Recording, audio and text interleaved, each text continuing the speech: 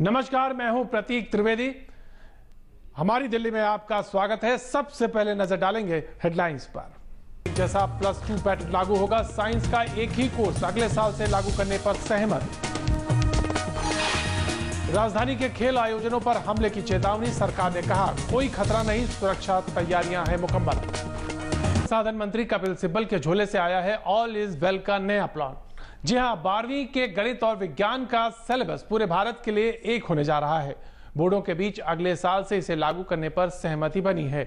अगले 3 महीने में कॉमर्स के लिए एक सिलेबस तैयार हो सकता है।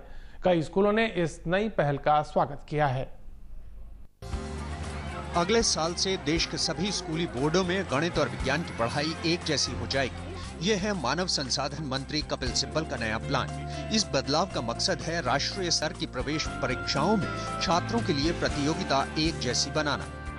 अगर बच्चों को इक्वल अपॉर्चुनिटी के साथ आगे बढ़ना है तो एक इम्तिहान के साथ एडमिशन होना चाहिए मेडिकल कॉलेज में और इंजीनियरिंग कॉलेज में, ठीक है।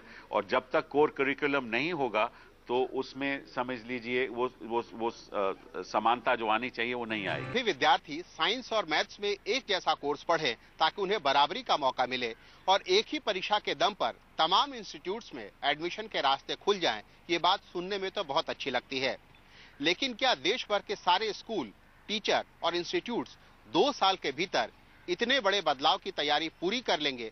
ये एक बड़ा सवाल है जिस पर मंत्रालय को गौर करने की जरूरत है।